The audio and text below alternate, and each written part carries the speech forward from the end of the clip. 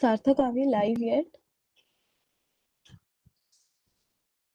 Yes, Austin, you can go ahead. We are. Yeah, we are live, sir. So we'll start now. A very good morning to everyone present here. I welcome you all to this webinar on impact of scientific training on sports performance, organized by Technology Students Gymkhana, IIT Kharagpur, on the occasion of National Sports Day, which commemorates the birth anniversary of our hockey wizard Major Dhyan Chand, who served India to its pinnacles of glory multiple times. On behalf of Technology Students Gymkhana, I, Roshni Kar, editor at Technology Students Gymkhana, sincerely thank and acknowledge each one of you for taking a time off and being present with us here today. Major Dhyan Chand was a legendary figure in Indian and world hockey. He had won 3 gold medals in Olympics for India and scored 570 goals in his career from 1926 to 1949. The Government of India awarded him India's third highest civilian honour of Padma Bhushan in 1956. India's highest sporting honour, Major Dhyan Chand Khel Ratna Award, is named after him. With this brief introduction, I now request Professor Ajay Singh, President at Technology Students Gymkhana and a professor in the Department of Physics at IIT Kharagpur, to steer us ahead with the session. Over to you, sir. Thanks, Roshni. Namaskar to all of you. Professor V.K. Tiwari, Director IIT Kharagpur. Professor Dhrubajyoti Sen, Dean Students Affairs. Distinguished guests, Dr. Kuntal Rai and Dr. S.P. Rathore. Faculty and staff colleagues, students. A very warm welcome to the webinar organized by the Technology Student Gymkhana, IIT Kharagpur, on the occasion of National Sports Day. Though the topic of the webinar is aimed to discuss scientific training on sports performance at the Olympics, I think it is equally important to look at the level of our own performance. I am grateful to both the esteemed guests that they have accepted our invitation. It would be my pleasure to welcome both of you in person at IIT KGP campus once the pandemic is over. I hope you will accept our invitation. Now let me briefly give you an overview of the Technology Student Gymkhana at IIT Kharagpur. It is a hub of extracurricular activities of students of nearly 15,000. All the students enrolled in IIT Kharagpur are the members of the organization. Our activities are broadly divided into 4 verticals: sports and games, social and cultural activities, technology development, and the welfare. Societies and clubs are the building block of the organization, and our activities are conducted through them itself. It is run by the students under the supervision of faculty members and staff members. At the moment, due to pandemic, a limited number of students are available on campus, and practically sports activities are missing. However, we are trying to organize events through online mode to keep our students fit. Now, the great challenge ahead of us is to rebuild the team, as seniors have passed out and the juniors who have joined it during the last 2 years have not seen the campus. So this is a great challenge for us to get our team ready for the next challenge. Let me briefly inform our guests that our team has performed well in the past, and we have won the general championship in the last inter-IIT sports meet in 2019. So that was the last game we could hold in the campus before the pandemic. Now it is also a great pleasure to inform you that our students are not only participating in state and national level games, but also have brought several medals from these games. Of course, we are not satisfied with this performance. We have the potential to do better, and we would like to reach the peak of the performance. The experts are available here to show the path of performance to us. We will hear from the experts how to reach to that level of performance. Once again, I thank all of you and I welcome to this webinar. Thank you. Thank you for the welcome speech, sir. Next on agenda, we have a speech by Professor Dhrubajyoti Sen, Dean Student Affairs and a professor in the Department of Civil Engineering at IIT Kharagpur. Over to you, sir. Okay, so thank you, Roshni, for introducing us. And it is our pleasure um, that we have two distinguished guests, honored guests with us. And we are grateful to our director, Professor B.K. Tiwari, for motivating us to hold this event. And we would like to hear from our distinguished experts on the topic of impact of scientific training on sports performance at the Olympics. But as Professor Singh said, that our own students also would benefit from the talk, so that they can also get a cue as to how they can improve their performance in their several inter-hall and inter-IIT competitions or outside when they go to perform. So just as a small brief introduction to our institute, it is the oldest of all the IITs, and it's the largest in terms of area, departments, etc. And our sports activity, wellness, fitness activities have been as old as our institute. So even the swimming pool, I understand, means it was excavated with the help of student volunteers a long time ago when the institute started by one of our professors of civil engineering. That's what I've heard. And then other fields like the Gyan Ghosh Stadium, which is now like of an international level with synthetic track, floodlight, etc. Apart from that, there are several volleyball courts, badminton, cricket grounds, football, hockey grounds, and other indoor games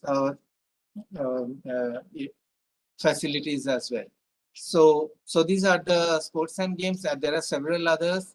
And also for fitness related, we have the Gymkhana, means fully equipped with fitness equipment. So we have the students as well as faculty also dropping in, and they also like to be on that, especially in this pandemic state when everyone is, means our movement has reduced so much.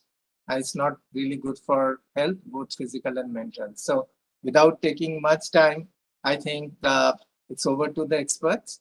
And I think our director, Sir Professor Tiwari, would say a few words. So with these times, I would like to conclude myself. So welcome again to our esteemed experts. We'd like to hear from you soon. Thank you, sir. Hello. Thank you. Thank you, sir. Now we would have the inauguration by our director, Professor V.K. Tiwari. To give a brief introduction about him, an alumnus of IIT Kharagpur, Professor Tiwari had joined the institute in 1990 as a faculty member and progressed to the level of professor in farm engineering, farm machinery, and power engineering in the Department of Agricultural and Food Engineering, followed by which he was the head of the Department of Agricultural and Food Engineering and Rural Development Center, and currently, as everyone knows, he is serving as the director of IIT Kharagpur.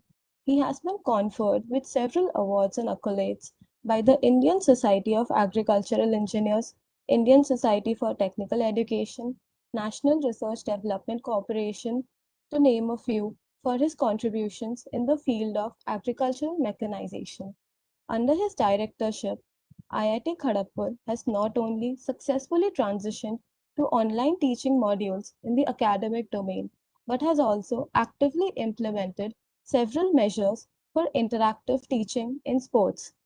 It's an honor for me to invite him upon for the inauguration. Over to you, sir. Thank you, Roshni. I'm very happy to be here on the National Sports Day, which has been put behind our great sports person, Major Dhyanchand, Padma Bhushan, Major Dhyanchand. We are also very happy that we have two of the guests from from India and from outside. If I can see, Dr. S.P. Rathore is from Australia, Sydney at present. I don't know whether he is in Australia or is in India now, but he's a lecturer there in Australia, in the Sydney University. We are very happy to welcome you, both the achievers. I know Dr. Kuntal Rai is the Dronacharya awardee. I'm sure his talk will be beneficial and a motivating lesson and talk to all the people who are hearing, not only the sports person or the students. I'm also very happy that two of my colleagues, Professor DJ Sen, who is the Dean of Students Affairs, and Professor A.K. Singh, professor in the Department of Physics, has been working for last 1 year very hard to put things in order in the technology students Gymkhana and trying to conduct the activities as far as possible on the online mode. I'm sure he has done many things during this process, although he has not seen many of the students, but he has conducted the elections last year. May not be in the same zeal and flavor, but of course, somehow or the other, there was a team in place, and now we have another team in place. Although we would love to have seen all our students on the campus and see the flurry of cycles moving here and there, but somehow or the other, we have, because of the pandemic, everybody is now indoors. But then this pandemic has given us many opportunities, while created a lot of challenges, has created also these opportunities, because I think these challenges have been used by us to create opportunities for us. Yes, the students are definitely not happy to be in their houses. Each one of them want to be here as early as possible, including their parents. But we are still looking into these, and I'm sure things are improving now. And if things go all right, possibly the students will be coming to the campus. Already, as I know from Professor Sen and Professor Singh, that around 1,500 students are already there. A lot of arrangements, my friends, Dean Students Affairs, Technology Students Gymkhana, the Chairman HMC, all the wardens, and all the faculty members, deans and other deans and the deputy director, everybody is working on that, and we are trying to see that how best we can bring these students over here. The National Sports Day, in fact, it is good that the Khel Ratna Award has been now renamed as Major Dhyanchand Khel Ratna Award. This should have been done long back. We see the present effect of what our women hockey team has done. Even our men hockey team has got at least a medal, but women, I think my hats off to the women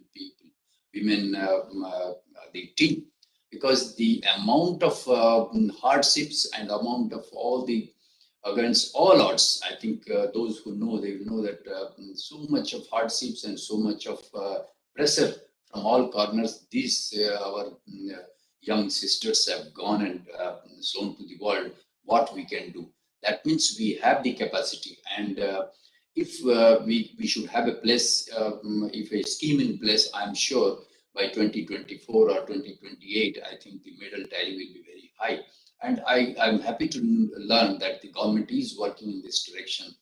And many of such gold talent which is available across the country at various locations, irrespective of the caste, creed, and the economic condition, I think the government is very open, and the young students will see a future or also a career in sports. In fact, at IIT Kharagpur, we are also thinking of having a sports technology center. Although we have a happiness center, and the mentor of that center, in fact, the donor of the center, Mr. Rekhi, is also talking of how to increase the mental toughness of our athletes as well as our coaches to see that our athletes perform better. And why not? We should target that the IIT Kharagpur athlete, either in any form or any game, should be competing in the Olympics. Why not? I think we should have such a facility. We are looking for starting some sort of facility like that, and then we will require the advice of our Dr. Kuntal Rai or Dr. S.P. Rathore. I think they are achievers in their field, and I'm sure they will be interested to help this institute, as our Dr. A.K. Singh has already invited them to be here on the campus whenever the situation betters off because of the pandemic. I think we will love to have them here, love to listen to them as to how best we can create. We have about 15,000 students on the campus, and why should we not have some sports person coming out of this in any the game? And as our Dean Students Affairs said, that we have all the facilities. We have the world-class game, the playgrounds for hockey, cricket, as well as football, and tracks. I think synthetic tracks. So many things have been created over here, and we are looking forward to have something of a national sports facility coming at IIT Kharagpur. I think with the hope and grit that we have with our students, I'm so happy that our students are taking so much parts. We have a center for classical and folk arts, and I can tell you that many of the young students who have not seen IIT Kharagpur have joined. About 500 of them have joined the various courses which are being given by this particular center. Accordingly, I think we have Indian knowledge system as well, and there also many of our young students, young friends, they want to learn as to what was there in our olden times, why our country was called as the golden bird. So I think a lot of things are there in IIT Kharagpur, and everybody is now thinking as to how to take out the best out of IIT Kharagpur and put IIT Kharagpur in the top 10 in the world. And this, by the government of India, this has been declared as one of the first multi-educational research university, because we have everything you can think of in this. Maybe we are going to have a mass communication center as well. And with the inclusion of a sports technology center, I think things will be quite complete. We have law, we have management, and agriculture, mining, naval architecture, aeronautical. I think we have everything apart from the resident branches of engineering. So I would be very happy, and this particular webinar have been at the right time, as Dr. Singh said, that this is the time when our students are very much eager to come. I'm getting sometimes angry mails from them, from their parents, but I'm happy. I'm trying my level best, and all my friends. In fact, I'm not doing anything. My friends who are dean, the president, Jim Khanna, the wardens, even we are workers. We have got vaccinated them, and we are trying to keep things updated as soon as possible. As I told, that about 1,500 have already come in the campus. We are trying to get them here. Friends, I know that you are angry with me, but I can tell you that the situation is not that right to bring you here. We are still afraid of the third wave. We are very cautiously moving. And we have to bring some of the students who have not seen the IIT. For example, I know that first year students who joined in 2020, they will be thinking that we have also not seen. True, but you have about 4 or 5 years. But some of the MTech students who joined in 2020, they will be passing out in 2022 June, and they have not seen the campus at all. So we are trying to bring those MTech students, maybe all of them by latest by January 1, they will be all here in the campus. This is our wish, our prayer to God, and we are thinking that if everything goes all right, all of them will be on the campus at least for 6 months, and they will have the feeling of this campus when they leave. And after that, I'm sure I will bring all the undergraduates, because being an undergraduate from this place, I know how much they are worried, how much they are angry with, particularly with the director and writing to the ministry. Yes, I know you have a point to say, but I think if you sit in my chair, you will realize that a larger goal is to be seen, because the facilities at IIT Kharagpur, or even for that matter, even in other IITs as well, it is not much, because we become helpless the moment 10, 15, 20 students all of a sudden become positive. So it's very simply not possible for us to immediately take care of our young friends. And we know that once you are here, we are your guardians, and your parents are all looking at us. So keeping everything in view, I think you will appreciate that we are moving in the right direction. Our friends are also here who want things to be brought. Sure, we all want this to happen, and we would love to see the whole campus of about 2100 acre to be full with the students, and students will love to be in the campus. So friends, with this and the webinar, I think we will hear from Dr. Kuntal and Rathorji. We will hear as to how we can think of mental toughness in a situation like this. It's very rightly and just time for such a webinar. I congratulate and thank my friends, Professor D.J. Sain, Professor Singh, and all his group people, the senior sports officers, the PTIs, all the students who have been behind this, the alumni office, and all people who have been behind this in organizing. It's not an easy job, although it is a webinar, it's still not an easy job to do that. So I thank all of them and I congratulate them, and I hope that this webinar will be one which will be liked by all of the students and concerned people who are also seeing on YouTube. Thank you very much, and with this I inaugurate this particular webinar. Thank you. Namaskar to all of you. Thank you, sir. Thank you, sir. I'm sure, like me, being a student, most of us could relate to the fact that despite being in an online scenario, we have been having continuous NSO classes. That is, we were continuously engaged with sports activities that were provided to us by the institute. Now, we would move on to the next segment, that is, our lectures by our eminent dignitaries who are present here. On behalf of Technology Students Gymkhana, I once again express heartfelt gratitude towards them for taking out time on a Sunday morning and being here with us today.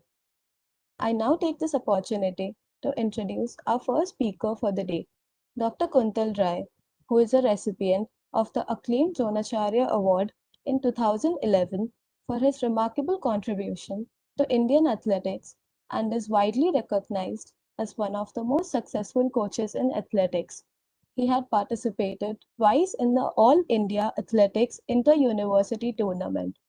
He is also the second person from West Bengal and the only Bengali yet to win the prestigious Dronacharya Award. He has done the country proud by producing top-tier international quality athletes for a long time throughout his decade-long coaching career. He was a footballer, but he had to give up the sport after suffering a serious injury to his right leg in school. However, he resolved not to give up his involvement with sports and went on to build the Sodepur Athletic Coaching Center at Sodepur, North Kolkata in 1969. Chief coach at the SAI, he is known to have trained some of the top athletes of India like the Olympians Soma Biswas, Sanjay Rai and Sushmita Sen. to name a few. He established the Athletic Coaching Camp in Kolkata, inspiring and coaching hundreds of top-level athletes. With this introduction, I now request Dr. Kuntal Rai to take over the session. And just to slip in a little housekeeping note, I would request our audience to stay patient and put their questions on the chat. We would take them at the end of this lecture. Thank you. Over to you, sir. Good morning. On the day of Sports Day, first of all, I congratulate the sporting fraternity of India, and special thanks to IIT Kharagpur for inviting me in such prestigious program in the prestigious university.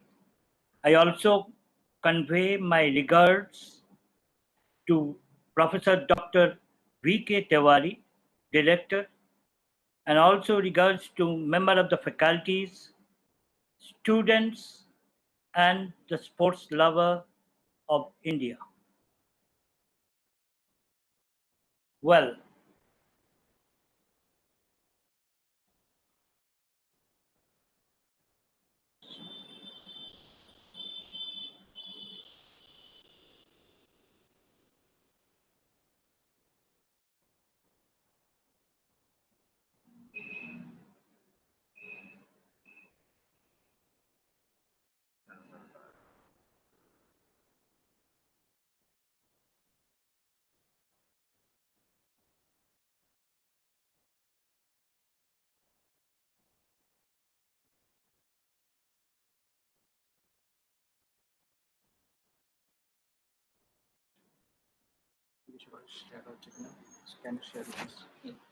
hello, screen is sharing? Yes, sir. Hello? Your screen is visible. Yes, sir. Yes, sir, we can see your Good. screen. Well, just a minute.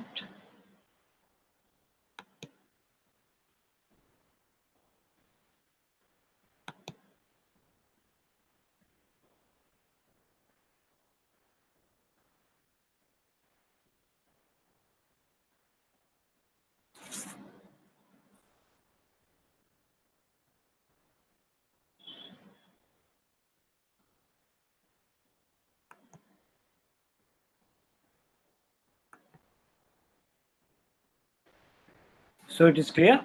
Hello? Hello? Yes, sir. Okay. Well, today's topic is impact of scientific training on sports performance.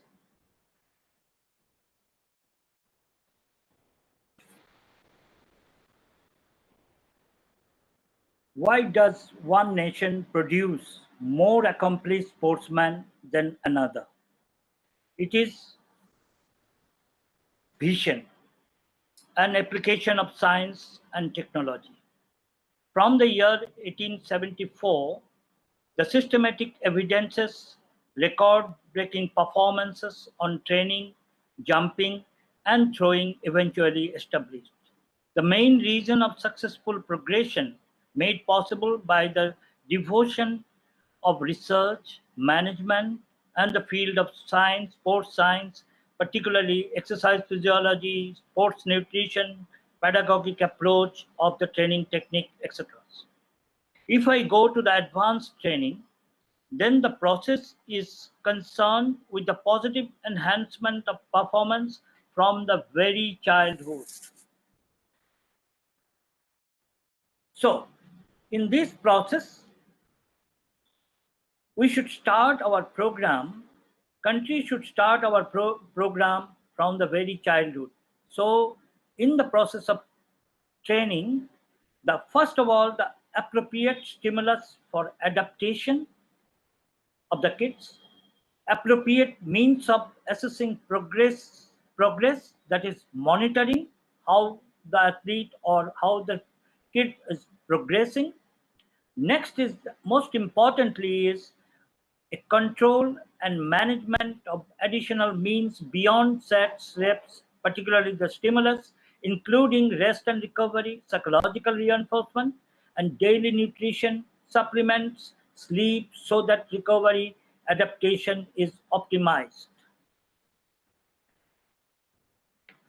Now coming, what we should follow from the beginning of our sporting career, we must see or we must consider certain motor quality development, which actually develop in different sensitive phases of human being.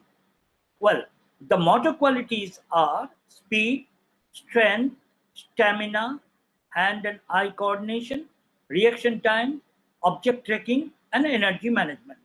These are the motor qualities generally develop in different phase of our growth and maturation process. You can see if we see that boy of 3 years to the up to the adulthood, you can see the different quality like speed. When speed ability develop, it is like sometime in the speed ability develop at the age of 8 9, spotter motor quality learning develop same, and the power abilities also develop at this age only.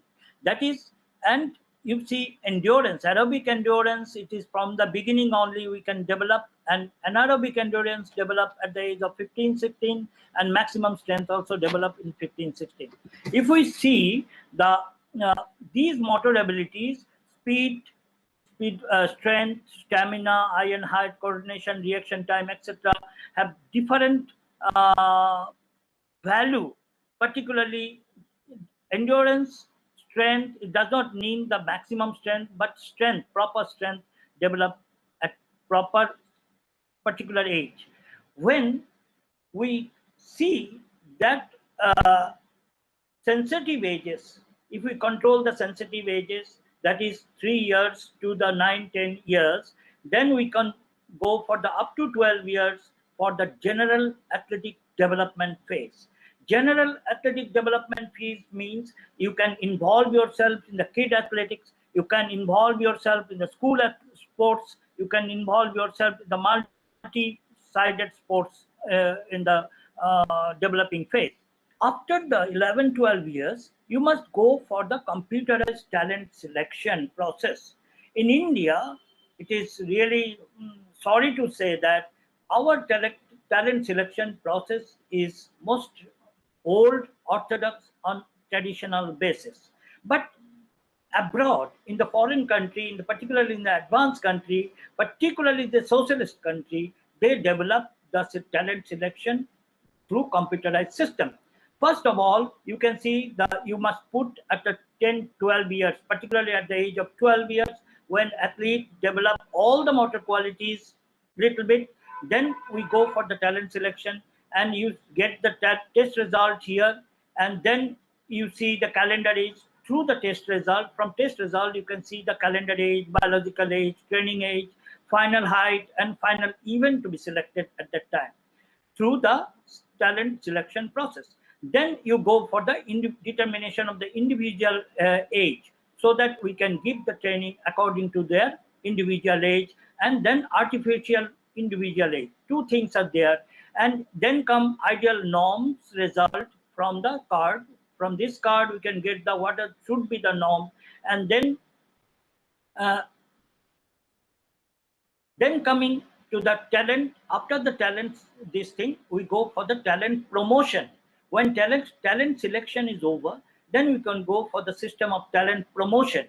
Talent promotion means at the school level, who are the responsible? You see, the school level is responsible. State level promotion at the up to the 13, the school are responsible to organize or to promote or groom the talented athlete.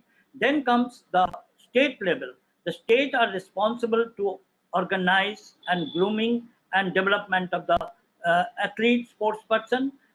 And then comes state and state level, SAI and state level promotion. Actually, SAI talent process starts at the age of 15 16, and then comes the National Federation or IOA are responsible to organize the this talent promotion program.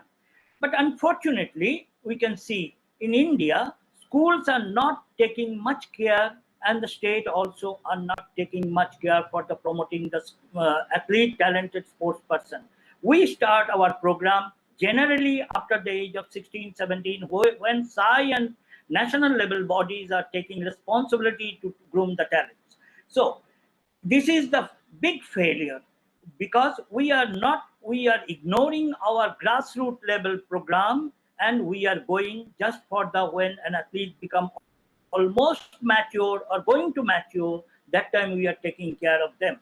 So that the result is the early specialization, and another result is frustration, because when early specialization involved here in this level, school and state level, when no particular system is obtained or follow, that naturally here the early specialization starts.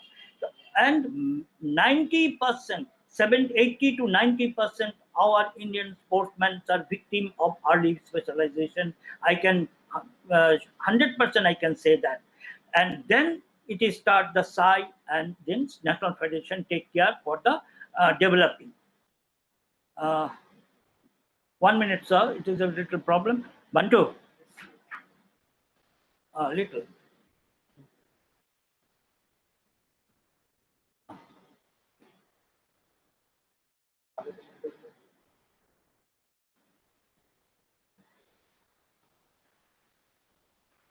So now coming to the here you can see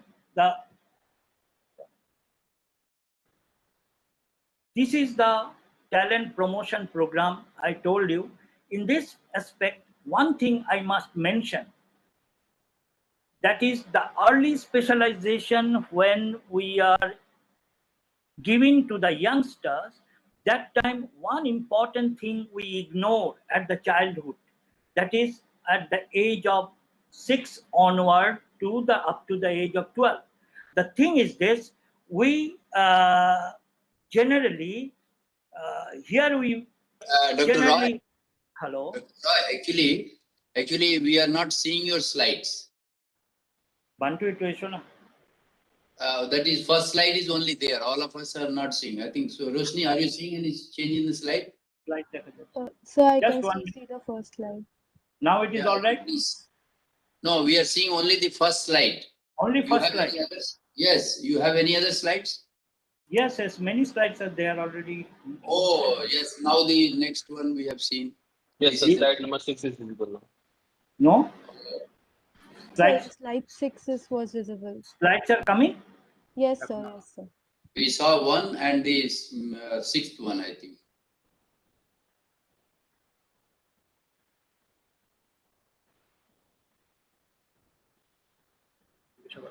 Is it okay? This is talent promotion program. Yes. This slide And is yes. previous one is talent. Previous one I am showing.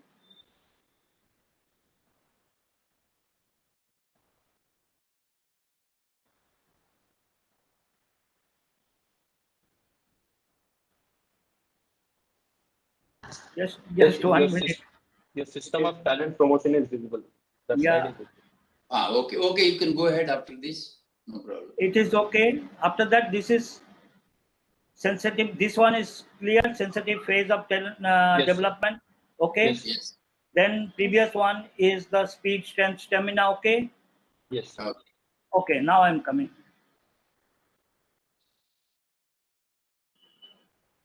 Okay. Now I'm coming to the advanced sports training management. Here I can say that in Indian sports scenario, the use of strength training mostly overlooked and wrongly emphasized.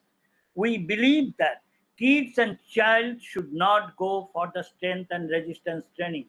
It's a big mistake. Actually, we don't believe that children or kids should not go for strength training and etc. But here I can say only, because elaborated explanation I cannot give at the shortest of time.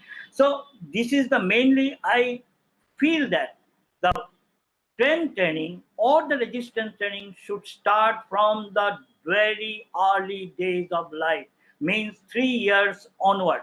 Anyway, Now I am enlightening some of the advanced country uses the concept of sports technology, and research show what it when it develops and how to develop, how to use the technology, and etc. etc. First of all, uh, in the last century, up to the 1980, the sports training was basic and simple. The reason was technology, equipment, infrastructure, and development of sports science. Previously, sports training required extensive paperwork and post-practice effort both from the child and the athlete and the coach. Here, I'm giving you an example how tedious and how long it takes time to control an athlete. Here you see how can control and measure the training load for the year basis program.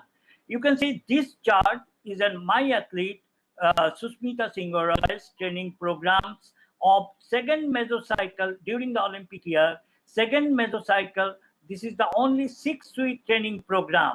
You can see these are the all components what she used to take from my whole 6-week training program. These are the components and how much she did. So this is how much strength she lifted. What is the how many repetition of general strength for arms, like suppose in the first week 700, 300, 500, etc., etc. So that in the 6th week, how much she took the load. Here is an example. It is a very tedious to do, and every moment it takes at least 1 to 1.5 hour time to make it. No.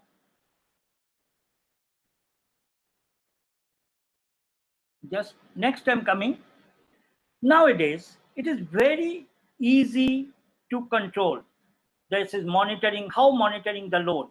No need of paper, no need of pen, etc. You just access through this from your computer and from your, or it is possible on the laptop or in the even in the monitoring chart. You can see easily individually how much daily workload she is taking and how much weekly workload she is taking. You can easily calculate it. That is training load monitoring through RPE system. That is actually that can be controlled. Next is I am telling you.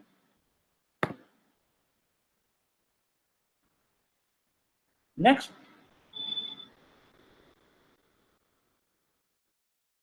this is the program. Now it is become easier by use of technology and use of knowledge. Now coming up methods of monitoring. Nowadays, advanced technology provides an excellent, flawless, resilient, and unique support to the coaches and athletes because they have now different gadgets, accessories, so that it is easy. Take an example of an athlete where the sensor that conveys real-time information to a trainer's tablet or GPS actually pinpoint the motion. Smartphone keep all data for further analysis. Technology is rejuvenating the sports training by tracking performances, perfecting athletic movements, and virtually eliminating the injuries. These are an excellent support to the sporting community. Now, methods.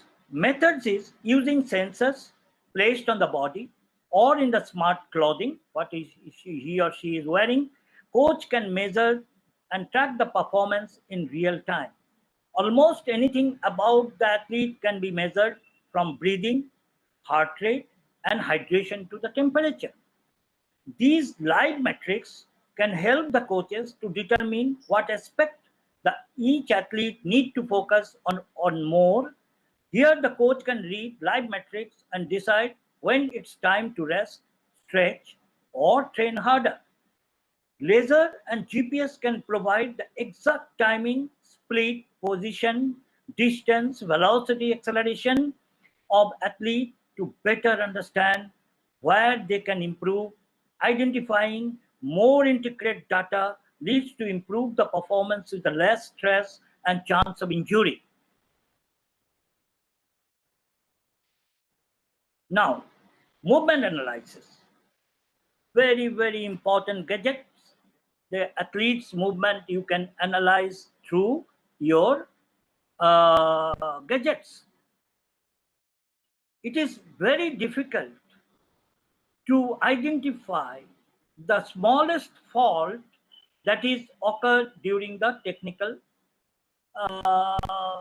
performance, like high jump, anything, spin start, high jump, pole vaulting, and any football kicking, and etc. It is very difficult to identify the particular the smallest faults, because who is the best coach? The coach can identify the smallest possible mistakes. So now, using the sports technology, we can analyze the movement. Now, sports technology is now so advanced that it can create a digital code but for winning the gold medal. It means data collected and compared to the ultimately translate to the gold medal performance. Suppose, what is the model performance if somebody want to throw 90 meter? Then we can take the data from the veteran who throw 90 meter plus, and then we can use for the Neeraj Chopra or something what been used by the Wuhan of the Neeraj Chopra coach, I believe. So that can be model, can be the digital code can be used. This software is available. For example, a cyclist can wear head-up display glasses that flawlessly deliver the heart rate, speed, incline, and other relevant cycling information. Metrics of such kind can help the cyclist to focus and improve because they can make adjustment in the mid-ride. Here you can see this is the data, this is the heart rate, and all these things coming to your laptop or tablet, whatever it may be. Now, personal adjustment. Personal adjustment is again important factor, and it is now very easy. Even coach, athlete can use it, coach can use it. In this, use of YouTube has also enhanced the communication during training, because in YouTube you can get many informations and you particularly use for your performance development. Athlete can upload and use it. Further, he can enhance by the other application such as MyFitnessPal. There is another application is there. He can easily upload it, and this is a personal digital health, diet, exercise journals that can be accessed to a smartphone or in computer. From that, you can easily incorporate your daily habits, daily program, and all these things, and you can get the idea what should be the ideal one for your performance. Training management software can assist the coaches in the monitoring all aspects of training, diet, energy, sleep, etc. Through this, this can be prevent the fatigue and self-created injuries. This is a very important data analysis, software where you can just see the fatigue level and etc. You can so easily control your injuries. Now I like to present some of the important gadgets required for sports training and monitoring. And you believe it, I am using at my training center at Shodhpur Athletic Coaching Camp, and my son is also using. You can see here Devjit Ghosh. He is an Indian goalkeeper using at my training center slackline, which gives the balance, because a footballer needs a good balance. He is training the slackline training for the balance development. Then it is the for technique analysis. For technique analysis, myself and Rudra use the dartfish, particularly dartfish. Apart from this, you can use the Hodder technique, you can use the Coach's Eye, and many more software are there that you can just take this software benefit and you can use for your athletes. I don't know How many of the Indian coaches,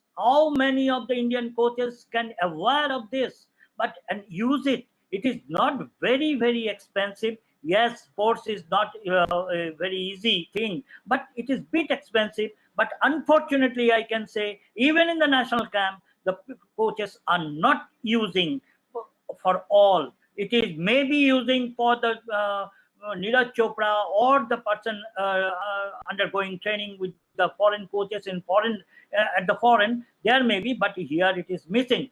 But I personally, then Rudra, technique analysis of an athlete. Next coming speed and agility. You see, always now we are using the stopwatches.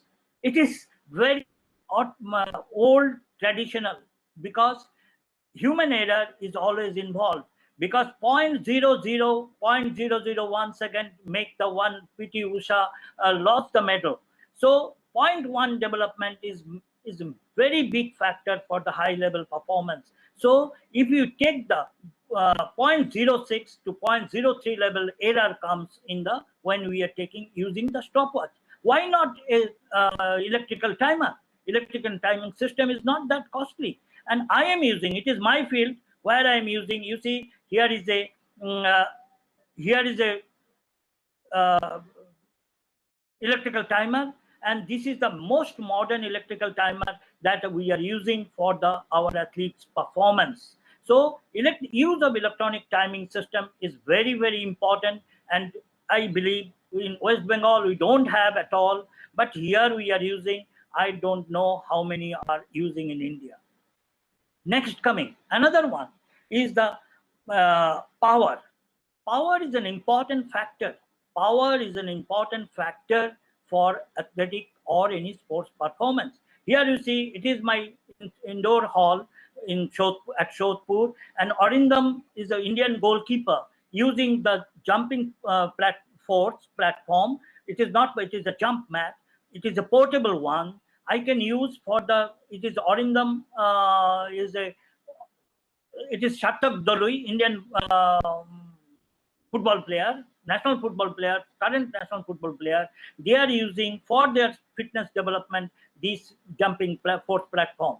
This is the mat you can put in the long jump takeoff board. You can put in the high jump takeoff board. We are using for Mohar Mukherjee, who is currently 1.14 years girl, is doing 1.73 high jump using this force platform for the technique and for the force development purpose.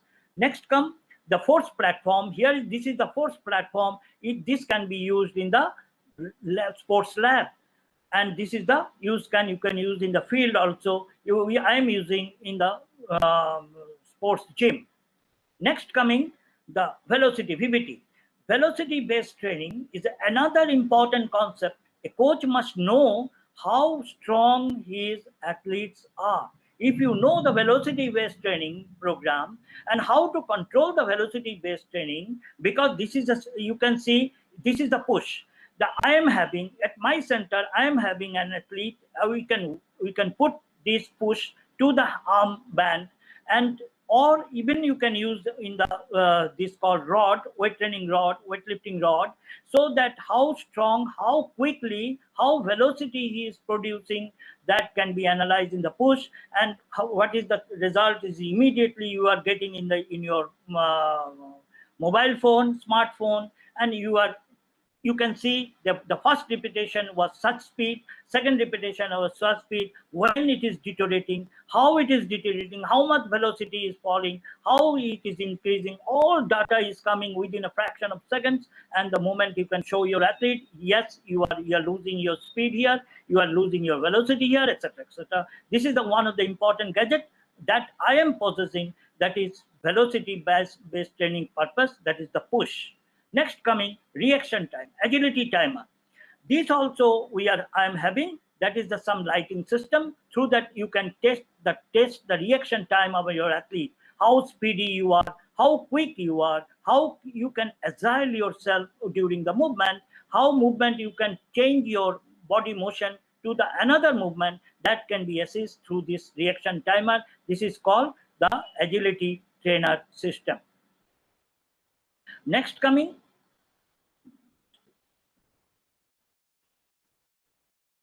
Next coming, here is the GPS, use of GPS system. This is my training center.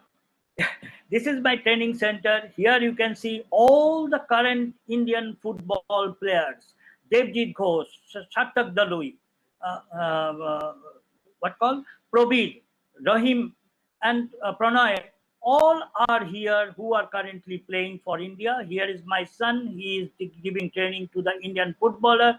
They are all coming for their fitness training at my center from different places, even from Bangalore, from other places also. They are coming here to get the proper scientific training. They are all wearing, you see, all wearing the this called belt. They wear heart rate, and all their movements is recording in the coach computer, and they are getting the data. And heart rate is how is moving the heart rate, that is also getting. And when they become tired, when they become use their maximum speed, on all these thing is giving information. There is a GPS system, sports tester, a polar sports tester, and this also I am having, my son is having also. This is the system. Here is a computer, another computer is there for display board. They are getting information, they are doing training, getting information from the display board, and making ready for the training. Next coming, the another important one is a lactate analyzer. This lactate analyzer is very, very important. I use for Soma's training and Susmita's training for this lactate analyzer, because lactate analyzer previously was very cumbersome, taking blood from the body and etc. etc. Now it is a very portable one, you can get easily, and so that you can analyze your lactate, for how much lactate accumulated during the training process. Suppose if the one speed endurance training moved to the 17, 16, 17, 14, 15, 16, 17 lactate millimole per second per liter body blood, and that if it in the next day morning at when they used to go their training, then if it don't come 1.4 to 1.5 millimole per liter, then that means you are not ready to sustain the load, so that a coach can easily judge, yes, your athlete are ready or not. So that this lactate analyzer, use of lactate analyzer is very, very important, particularly those who are handling speed endurance sports. Next coming, the harness belt. You know, our old system, even in the national camp, the people use certain load behind, and they ask an athlete to go forward with the heavy load or whatever it may be. Nowadays, it is not that. Harness belt, it is now, you see, here is the using, you can get immediately while running, you can see how much force you are applying to the ground, how much velocity you are increasing, when your deduction of force is coming and ground reaction force is coming to the body, and how much you are involving yourself, how the body parts moves, everything is databases you are coming to your coach's hand. So this is also available in the sports training. So this is the most modern training system people are using in the abroad, so they are hunting the so many gold medals from the Olympics. We are not. Now, this is the very traditional one, you know, the VO2 max measuring system. Nowadays, there is a treadmill. Everybody knows the name of treadmill, but one treadmill is not enough for the advanced training. You have to be treadmill like that, where you can generate your speed according to your ability level. Here is the treadmill, what you are fixing the mileage. Suppose you are 10 kilometer per hour, or 12 kilometer per hour, 14 kilometer, whatever it may be, 18 kilometer per hour. But here this thing is not that. This treadmill help you to generate your speed according to your ability, whatever ability you are placing on the treadmill, that card treadmill, you are getting the same amount of power and same amount of acceleration or speed you are generating through this type of treadmill. From that, you can measure the VO2 max testing. Next, coming to the skin fold calipers. This is for fat measurement, everything you know, so I am not going detail on this. This is the important gadget because fat and everything to be measured very periodically. Now, coming to the last part of the thing, science of recovery. Science of recovery. In the recovery process, this is one of the important concepts, the recovery and regeneration of energies. This understanding of physiology, biomechanics, particularly in the field of recovery and restoration and regeneration of energy, is an important concept. If an athlete don't believe on it, if a coach don't believe on it, he or she cannot get the result, particular result in time, or not possible to get results. So recovery system you have to follow. For that, massage is there, foam rolling is there, cupping is there, cryotherapy is there, then EMS is electro muscle stimulation is there, compression is there. You know, Messi and all these things nowadays, these are using this cryptotherapy. That is, they are using, this is the modern technology, how you get the recovered soon. Next coming, you see the coach control electrodes implanted in the muscles. This is also in one of the recovery measures that athletes are getting recovered soon. And I can detail it. It takes a lot of time to analyze, so that I am not going much on this. And it is then come the training analysis. This is the items what I showed you, that a coach must possess, an athletic, not only athletic, a training center must possess. But apart from this, there is also one more thing, that is sports infrastructure required. That means a good sports lab required. The lab equipment, I only quote the names. What are the, at least a sports lab, if you install or if you construct and sport lab, this thing is most important. That is the treadmill, exercise ergometer, exercise bike, arm ergometer, free weights, and Vertimax V8 platform. This is other items are metabolic card, VX Inex, stress testing card, body fat, body density assessment gadgets, hydrostatic weighing tank, electrocardiogram, pulse sensor, non-visible blood pressure system, tonometer, external video capture, that is Pinnacle Diesel, ultrasound, muscle oxygen near infrared spectrometer, heart rate monitor, windmill speedometer, skin fold calipers, and pediometers, and metronomics, etc. Apart from this, for movement science, movement analysis, you need isokinetic dynamometer, 3D motion capture system, electromagnetic motion tracking system, force platform, camcorders, and eye tracking system. This is the lab required. Apart from that, you need major software which is available in the sports world nowadays. I don't know. This is data investigation and acquisition. LabChart Pro is very, very important for data analysis. X-Trainer software, motor monitor software, MATLAB and LabVIEW, and graphics and statistics analysis system. These are the software available for controlling and monitoring the sports person in the lab. Finally, which is required, that is the knowledge. Sri Ramakrishna was from a remote place of Bengal, but his vision placed him to produce Swami Vivekananda. So we need to develop the vision for modern training. Everything comes in process. Thank you very much. Thank you for your insightful presentation, sir. I'm sure there'll be a time when every athlete in India would be able to avail these modern technologies, and these would help eventually in improving our performance.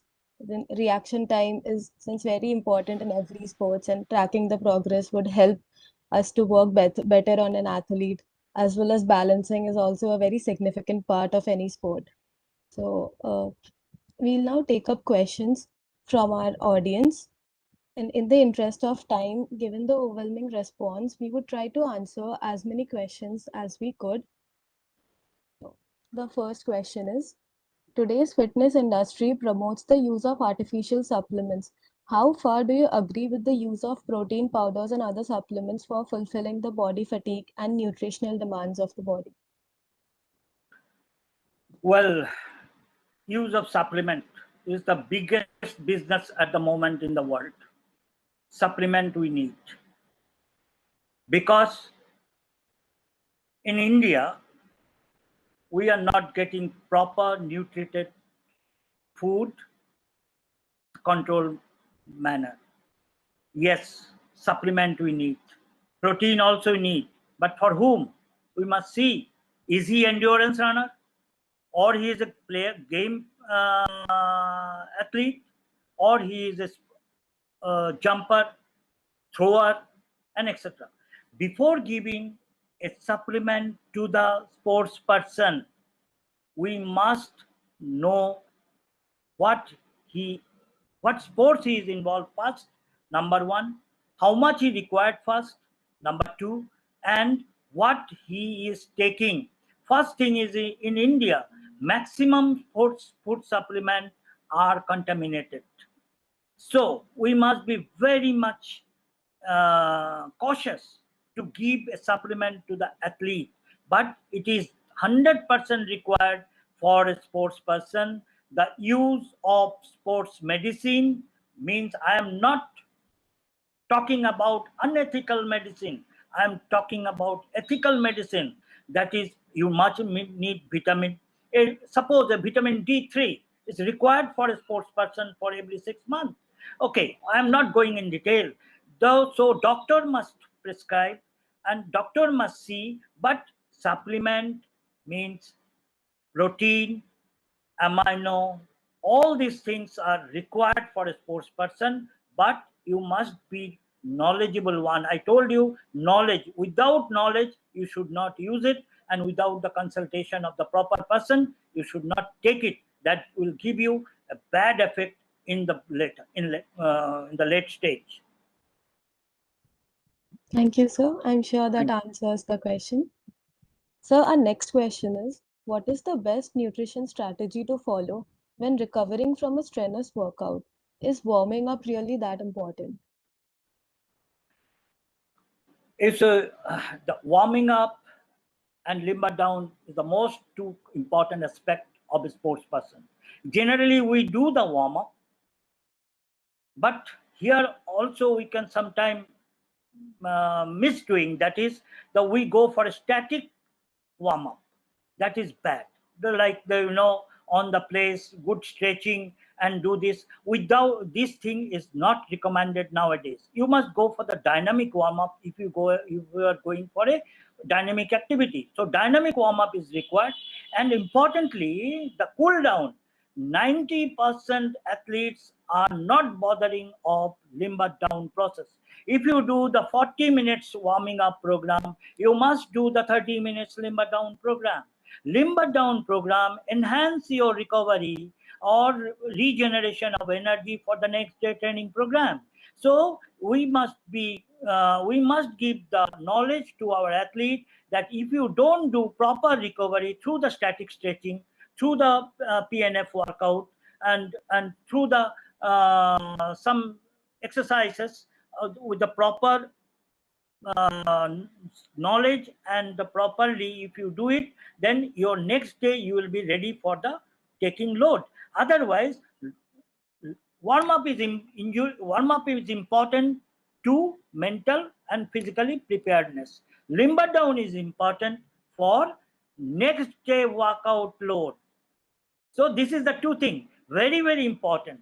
And here we are sometime ignoring, and the coaches are also not taking much care. We are taking much care of a warm-up, but we are not taking much care of limber down, that is cool down. So this is also an important thing. Thank you, sir. Thank you. So our next question is, how far has the sports training methods and techniques changed in the last decade in terms of the involvement of scientific optimization? and how far has it enhanced the performance of our athletes? Well, I told you in the last 25 years, the use of sports science is the one important thing. Number one, that is use of strength training. Another important concept, use of plyometric training. Plyometric, that is use of VBT training, velocity based training. Use of specially interval training methods. Training methods is now fully changed in the process of developing the spatial endurance to the athlete, those who are performing in the world level. There we are only banging on the old theory, what Wernerski or other they were traditionally set, but nowadays people are using different gadgets and controlling the speed endurance training. So this is the interval training is the one of the important concept that I need a full lecture on it if I want to explain it. But the main concept is use of strength training for the sports, use of explosive strength training in the training process, and the use of this supplementation, what you asked earlier, that is the very, very important aspect in the last decades, last 25 years developed a lot.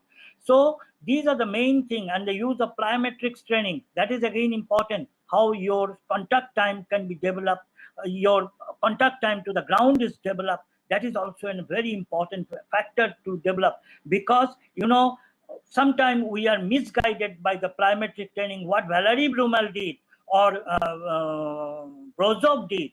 Brozov did in the 1980, or Valery Brumel did in the 1960, 80, 84, 76 also.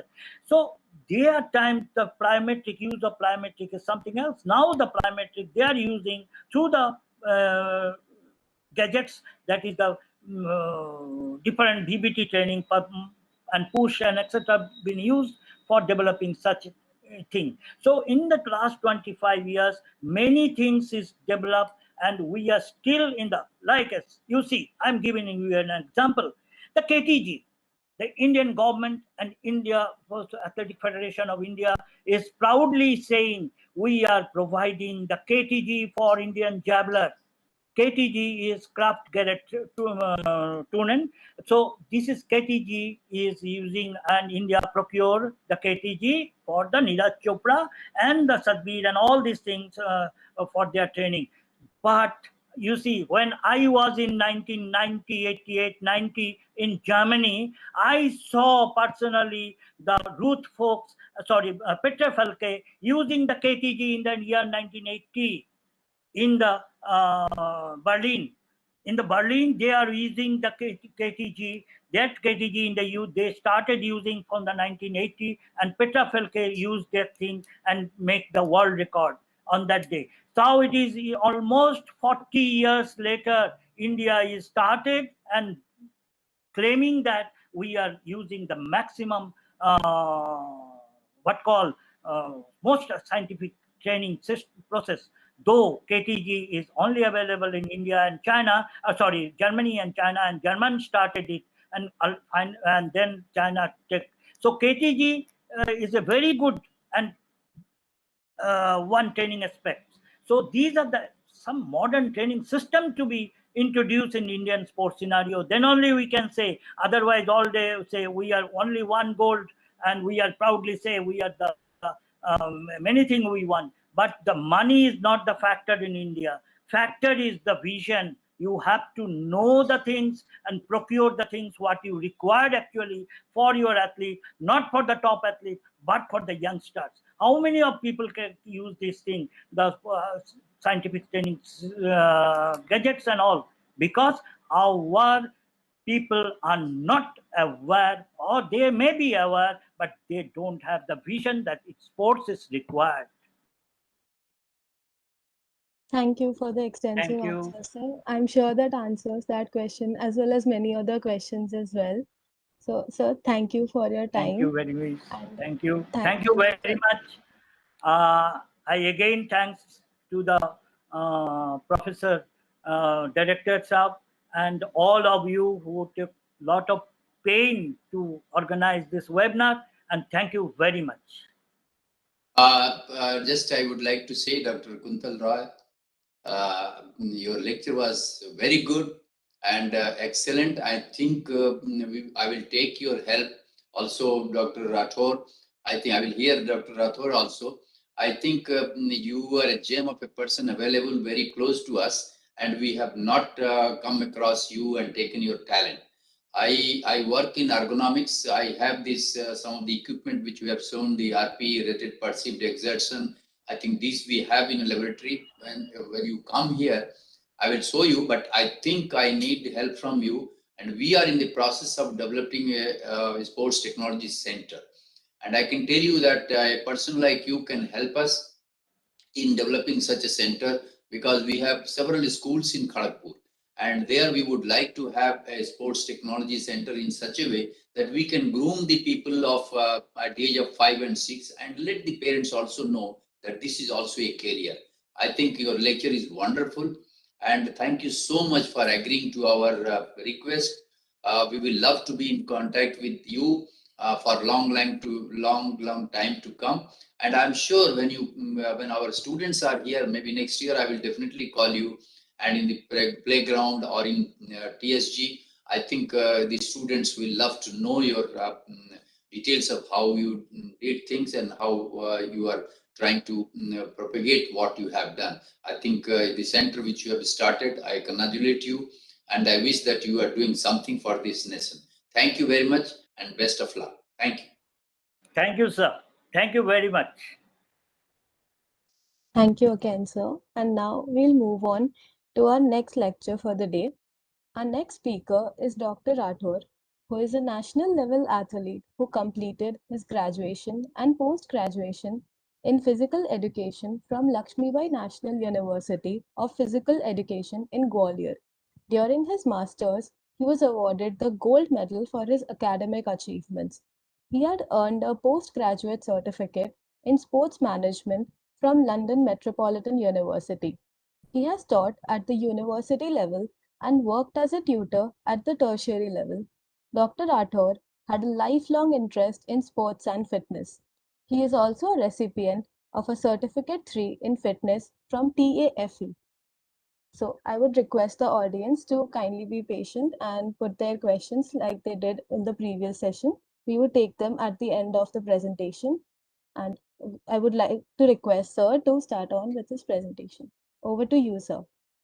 Thank you. Thank you, Roshni. I will just wait for you to make me the presenter so that I can share my screen as well.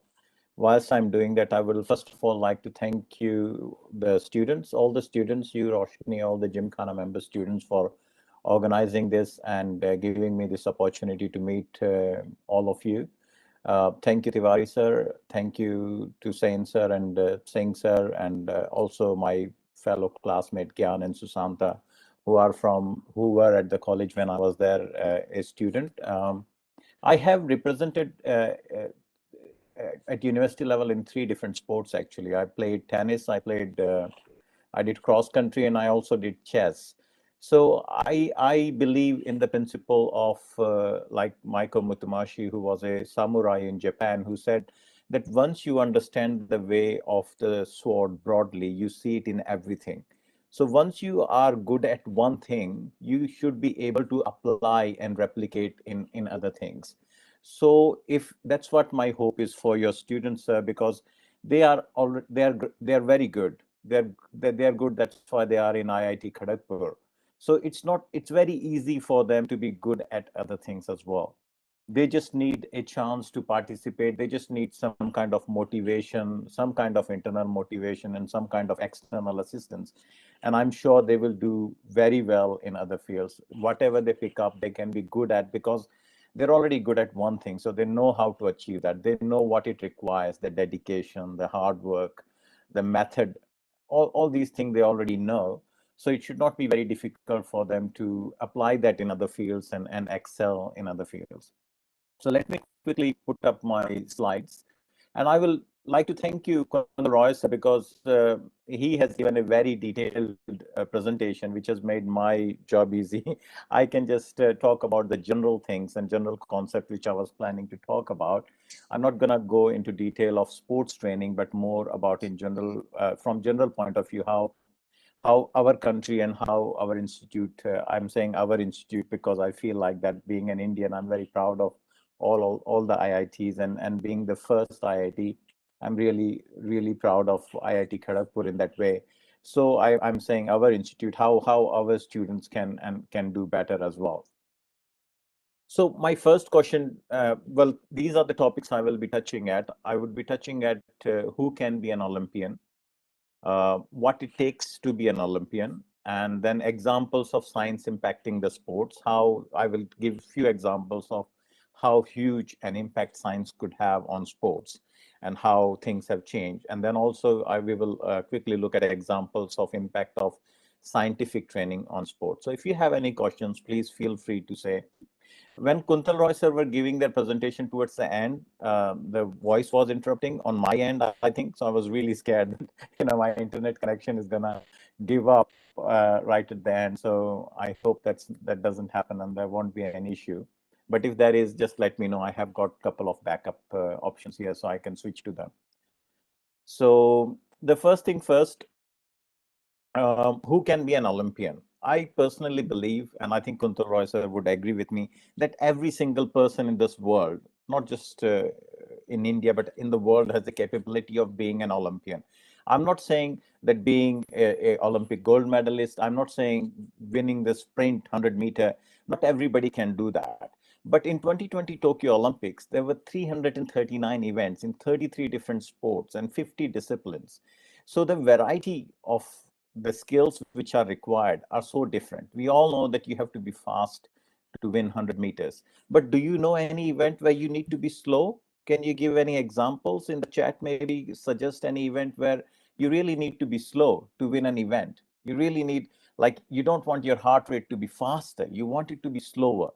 People take drugs to reduce their heart rate to win those events. If you have said archery and shooting, then you would be right. You really need to be calm. You don't need to be fast. You need to be slow. You need to be relaxed. And the doping in archery and shooting happens with sedatives. People are trying to reduce their heart rate to give better performance. Whereas on other end, people are trying to take stimulants and go faster.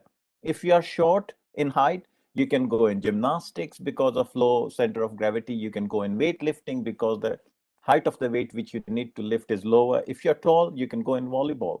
You can go in basketball. If you are heavy, you can do shot put, you can do discus throw, you can. So, and then there are, in various events, there are weight categories. There are weight categories in wrestling, there are weight categories in boxing. There are, in athletics itself, there are so many events. Like in walking, now who can't walk? So if you're saying that you are incapable of walking, then I don't know what to say. But so everybody can become an Olympian, but it requires a lot of effort, and that's the key. It's not that India is not capable of producing Olympians. It's like there has to be other factors which need to be considered, which we will look at. So the diversity of sports and events mean that if you disagree with me, we can have a discussion later on, but I think you should understand why I'm saying that everybody is capable of being an Olympian. Now, the issue is winning the medal. I don't think that's important. As long as we are producing Olympians, that's what matters, because that's what leads to gold medalists. That's what leads to multiple medalists. The countries which produce Michael Phelps, who produce like Australian swimmers who get more medals than our country get by, the whole country gets. So like Michael Phelps gets 7 or 8 gold medals in one Olympics. There's an Australian swimmer, a woman who got like 4 gold medals. Now we got 1 gold medal as a country of 1.4 billion people. And like there are people who are getting more medals by themselves, but they come from countries which are producing a lot of Olympians, because then you're going to get people who are going to be like the best of the best. So our goal is to get in the best, and then the best of the best happens sort of by itself. So I'm saying now what it takes to be an Olympian. So everybody can be an Olympian. So what it takes So from athlete's point of view, there has to be the desire. I mean, we live in a democracy. We're not in China where you can just tell kids that you have to be an Olympian. Kuntal Rai sir was saying that at scientific level, you can test people and understand their skills. Well, in China, they do those tests. They do, like, you can test a person for slow twitch fiber and fast twitch fiber. You can figure out whether they would be good at sprinting or long distance running. But in India, it's based on the person's will.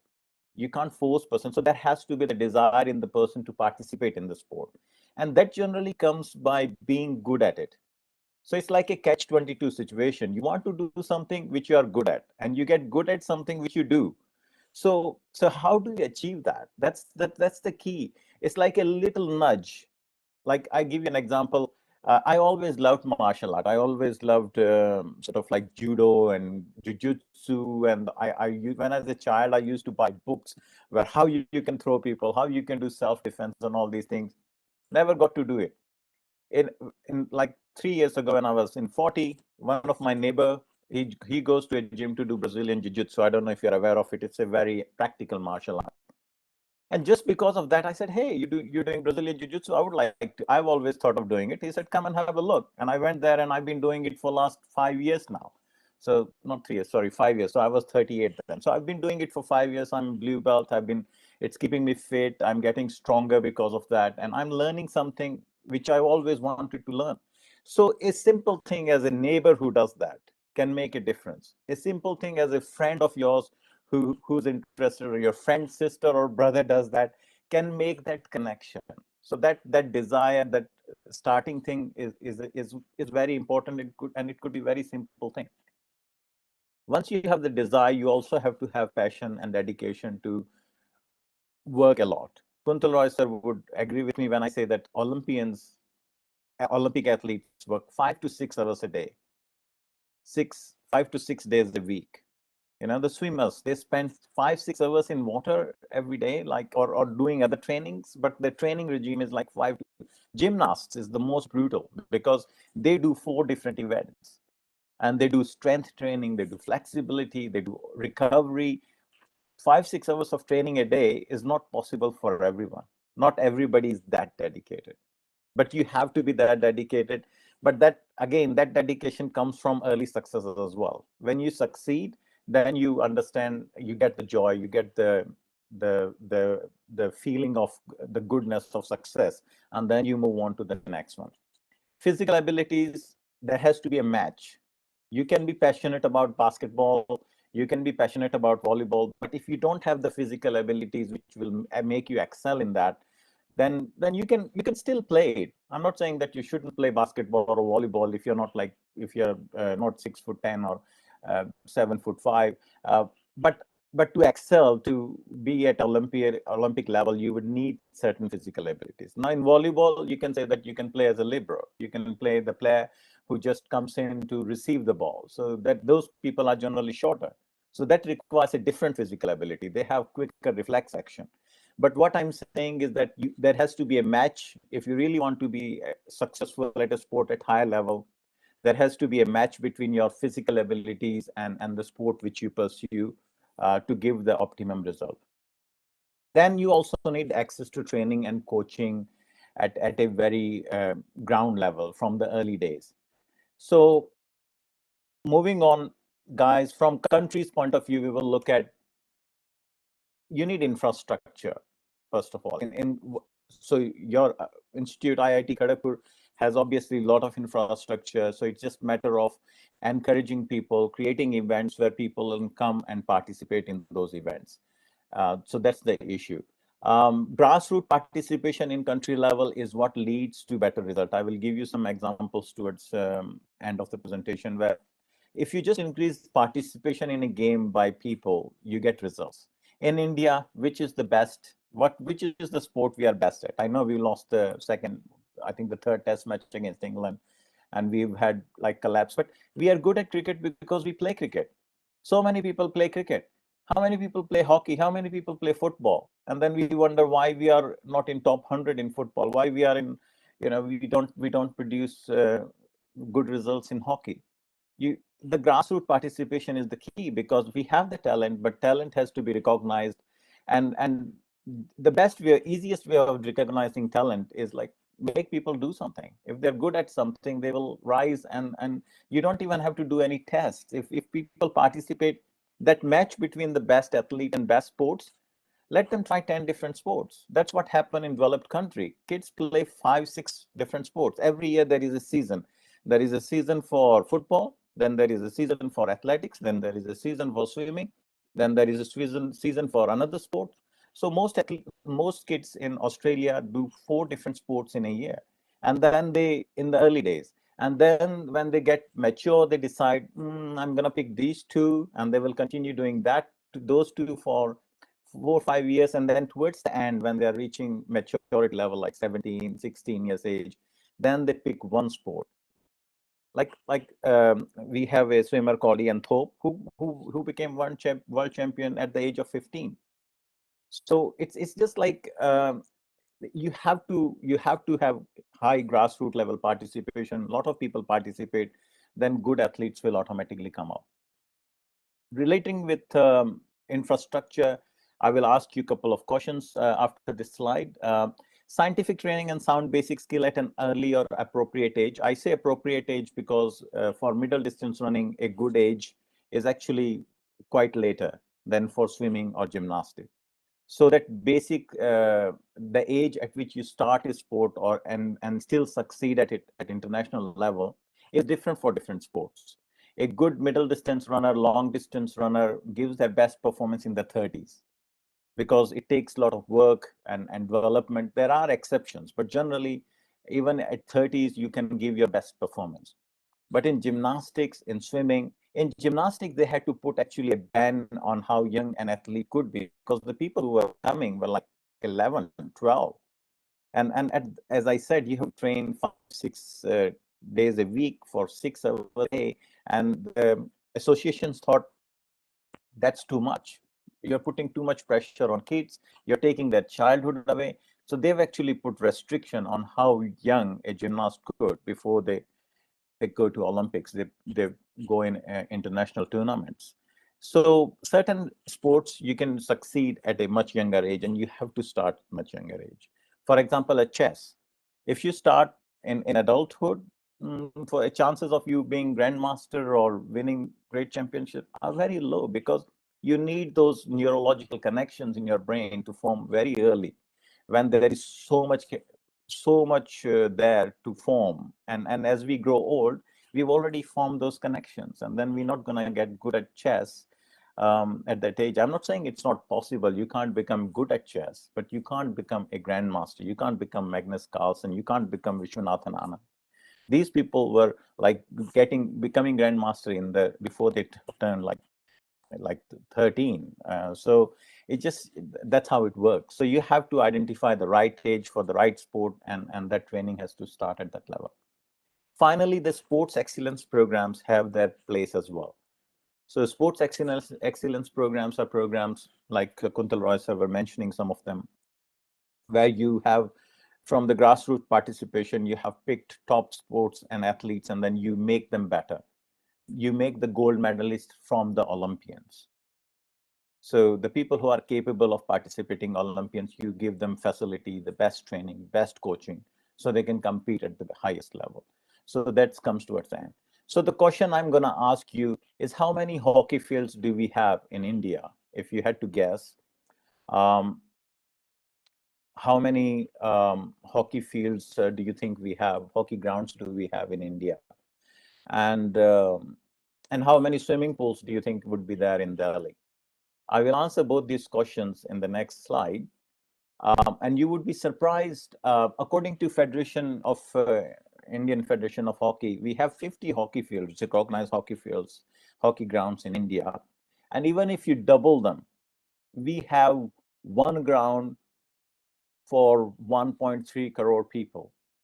And a small country like Netherlands, which has population of 1 crore, they have 320 field hockey grounds, and these are just the club grounds. I'm not even talking about the public open grounds as well. And that's come down to like one hockey ground per 50,000 people. So it's obvious that the access is there, the facility is there, so it's going to lead to result. And that's why Netherlands has done so well in hockey in last 30 years, really. If you look from swimming point of view, in Delhi, we have population of say 2 crore. We got 182 authorized swimming pools. And when they say authorized, it includes the 5-star hotels, it includes clubs, which doesn't have public access. So one pool for every 1.2 lakh people. In Australia, with population of say 24 crore, they're like over 10 lakh private pools. So like there's one pool for 20 people, and then public pools everywhere. There are pools by the oceans, there are pools. So no wonder Australia is good at swimming, exceptionally good at swimming, because the kids get the facility of a pool at a very early age. The weather is pretty good. It's not too cold, so you don't need a heated pool. And as I said, it works well with the seasons thing. In summer, you swim, then in winter, you play a different sport, then you play a different sport. And that's why Australia does so well at swimming. So I think all things considered, money does play a huge part. I'm sorry to say, how much you put in, invest in a sport is gonna give you the result. But there are certain sports which don't require money. We can't just say that, oh, we don't put enough money in sports, so we are not good. Because then how are these Kenyans, the Ethiopians, who are running barefoot to college, to school, are getting gold medals? Kenya, Ethiopia, Jamaica are examples of poor countries who are doing well because they have specialized in sport, which doesn't need much investment. Running, you can run anywhere. You just need a pair of shoes. You run barefoot, and when you start doing well, you can buy a pair of shoes. And that's how these athletes train. A lot of them have trained barefoot. Um, so there are sports which require low investment. I mean, swimming pools are expensive. Hockey turf is expensive. To create an astroturf, to manage it, to water it, it has to be continuously wet. So it's an environmental cost as well as financial cost. And it's not just creating it, it has to be maintained. In India, a lot of these turfs which are created, eventually they're not looked after well because it requires a lot of continuous investment. They fall apart. So I think the best thing to do is pick sports in which you are really, which are easy to start and have low investment. So things like athletic events, running, jumping, things things like wrestling. Wrestling, that's why India is doing good in wrestling, because in Haryana, you don't need much to wrestle. You just need ground and two people who are willing to tackle each other and take them to the ground and smash each other. And then we have things like Dangal. When movie like Dangal becomes hit, people really get interested. That plays a huge part. People see the story of people. So telling people the stories of people who are successful also helps. Once one person does good, that leads to a lot of people picking up that game. So I'm quite hopeful that we will do good in badminton in future, more, even better, because of the success of the badminton players. The level of hockey would improve. What we have achieved today, as Tiwari sir was saying, I really cried when Indian women, went to semi-final and defeated Australia. That was a great match because Australia was #1 team, undefeated, and it was like really. I was happy with the Indian man, but I know what Indian women go through in their day-to-day life. So I was like even more emotional. It just makes me cry now talking about it. It's just like so powerful. And I will be surprised if in 20 years time, 15 years time, we're not gonna get better, because the women who are watching today, these women perform so well, will definitely be inspired. They have to be. So that plays a huge role as well. So guys, examples of science impacting the sports, I will give you these 4 examples. Some of them are controversial, like body suits in swimming. That's a controversial example. Then we will talk about Nike Alpha Fly shoes and super spikes. Then we will talk about javelin redesign. Obviously, we got a gold in javelin. That was really good. India, from 60s went into 40s, so that was I was really happy to see that. And then we will talk about some other technologies. So these full body suits, this is related with science because NASA was involved in development of the first suit for Speedo. the Speedo laser suit, which you can see in the middle. That's Michael Phelps, who's man. If you list his gold medal, he comes 14th by himself as a country, from the number of total gold medals he's won. It's like incredible. So he got this NASA designed with Speedo. They went together. There were no regulations in swimming about what kind of clothes you could wear, because in the past, whatever you wear is a drag on you. And in swimming, as a lot of the engineering students would know, that the thrust and drag are the two forces which are working. And if you have any loose clothes, if you have any clothes, it's a disadvantage, because that creates the drag. There is more drag. So the swimming association never thought that they need to create a uniform rule about like how many clothes you can have. And then NASA, in collaboration with Speedo, this company, created this laser LZR suit.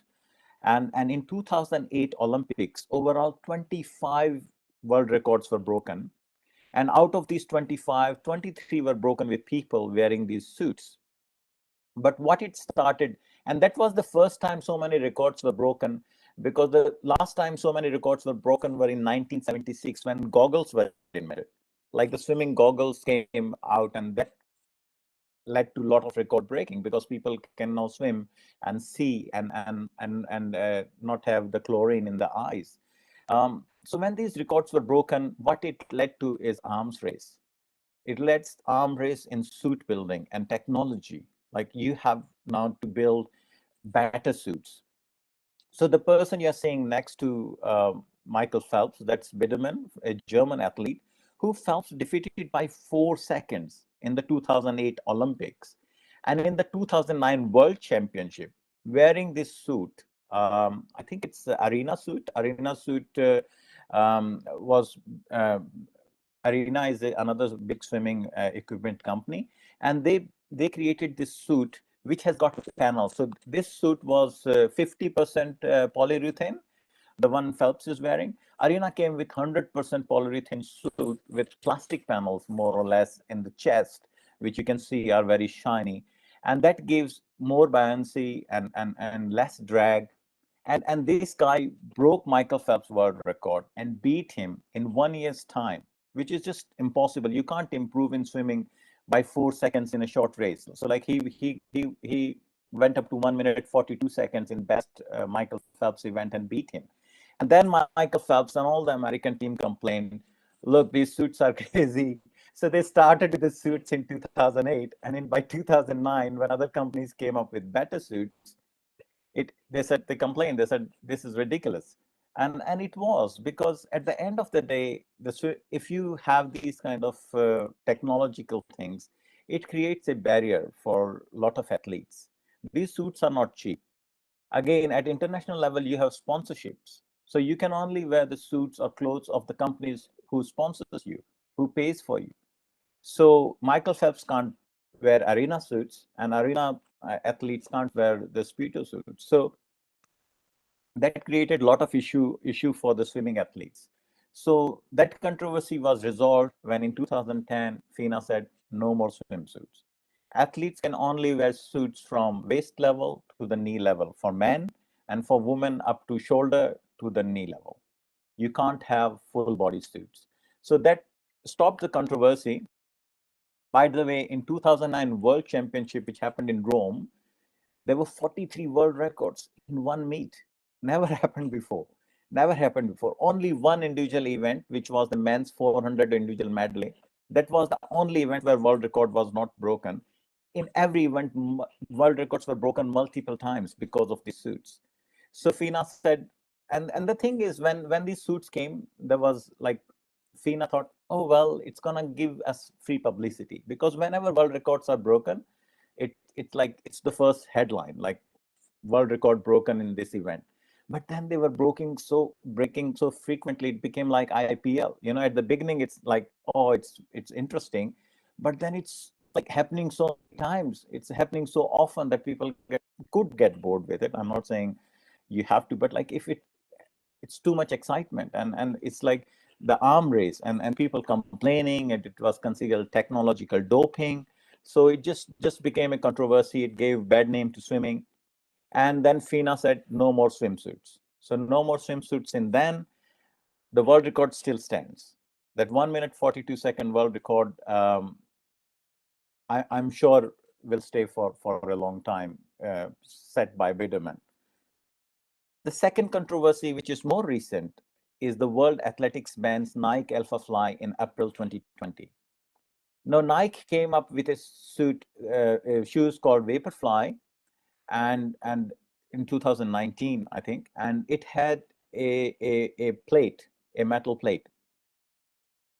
So what that metal plate does is that it gives stability to the athlete, but they also have like a kind of foam which gives the energy back to the athlete. And when these shoes came out, they were valued at around $400. So that's Australian dollars. So that's about 20,000 rupees. Now, running, as I was saying, is a cheap event and anybody can run. But if it's going to give 4%, this was called, the Vaporfly was called Nike Vaporfly 4%, because in independent study, it was seen that it gives the athlete 4% advantage in efficiency. And so the world in long distance running, these shoes are not applicable, like in 100-meter, you have spikes. So these were applicable in long distance running. So it had a huge impact. Like the most accessible event, running, walking, became inaccessible to lots of people. And other thing, again, the sponsorship event issue came in. So there were actually athletes who were painting these shoes black to run because they don't have Nike sponsorship and they want to do their best.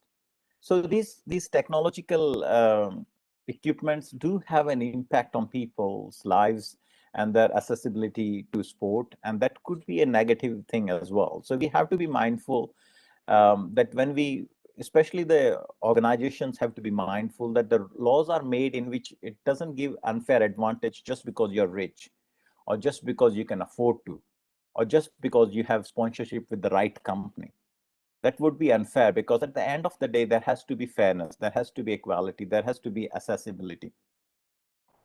So on 30th of in April, then Nike was already planning to come up with this new shoes, which was Alpha Fly, which has three metal plates, and they have these pods in the front, which you can see under the toe. And they were saying that this is going to be even better than, so this is the same swimsuit controversy again. Once one company comes up with an idea, other companies are thinking, how can we increase our performance? And the shoes will become more expensive and athletes will break records, but at the end of the day, it will make it difficult for a lot of people. So World Athletics bans Nike Alpha Fly in April 2020. They say you cannot have a shoe thicker than 40 mm. Shoe must not contain more than one plate or blade, and the shoe should be available 4 months before any international event to be purchased by anyone who wants to. But it still leaves the sponsorship issue. So you make your decision whether it's a good thing or a bad thing to have shoes which can improve your performance. Now, World Athletics actually had to redesign javelin specification in 1986. So before 1986, what was happening is that the world record went up to over 100 meters. 104.8 meters was the world record, which was created by Uwe Hahn. And if you know the stadium, the length of the inner part of a track stadium, if you need the approach and the throwing area plus 100-meter, you're getting to the track area. And you can, if a javelin goes even further, it could actually hit a spectator, it could go into the spectators gallery, it could go.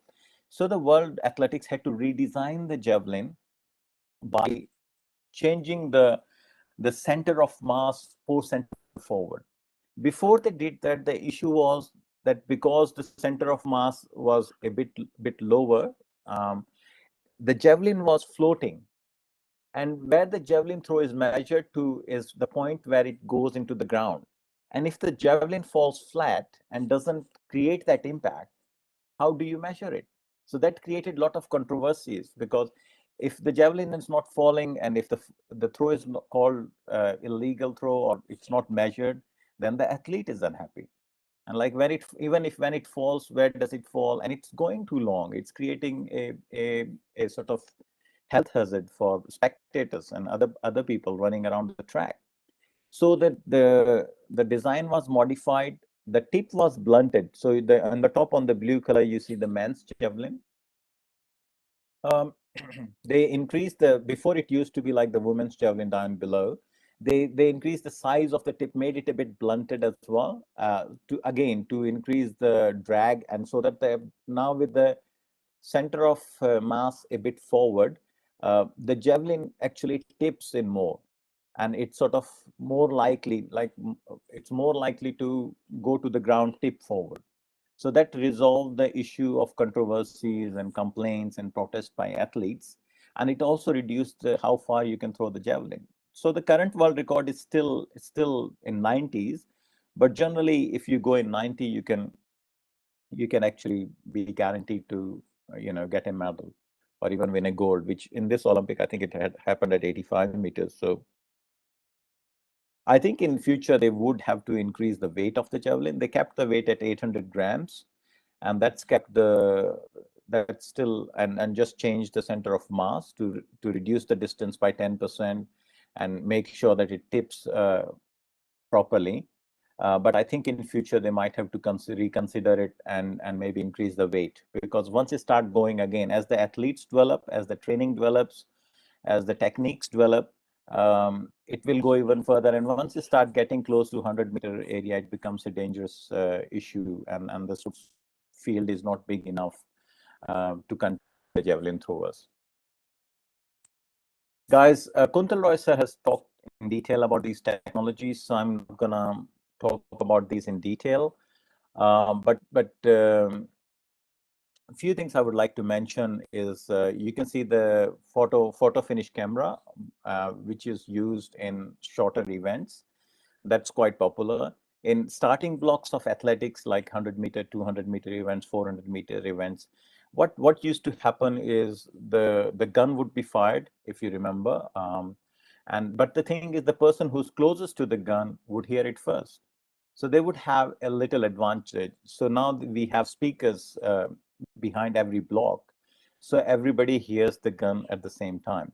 Beside, the blocks have sensors which can measure the reaction time, and if reaction time is below certain level, you are considered that you have taken a false start.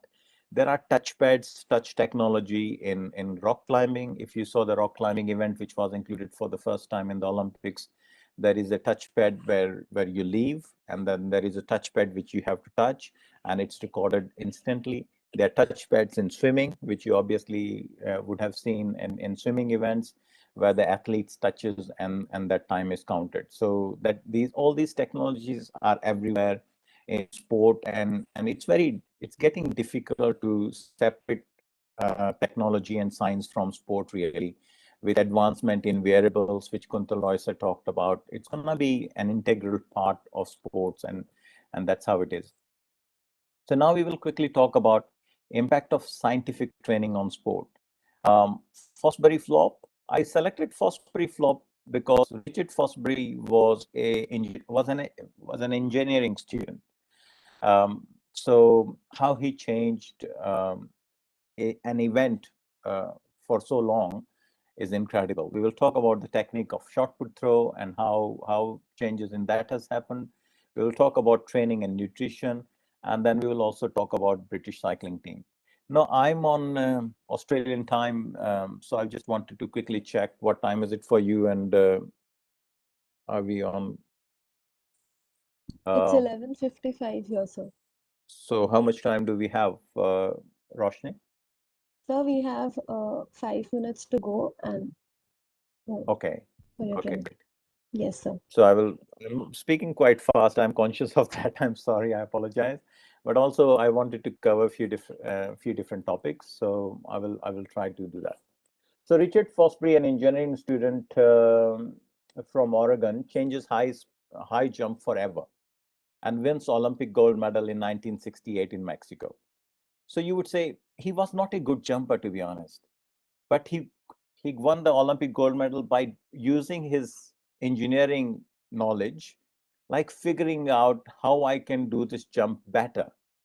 Now, the first way of doing the jump, which was invented, as you see on the top, is the straddle, where the whole body would go straight up.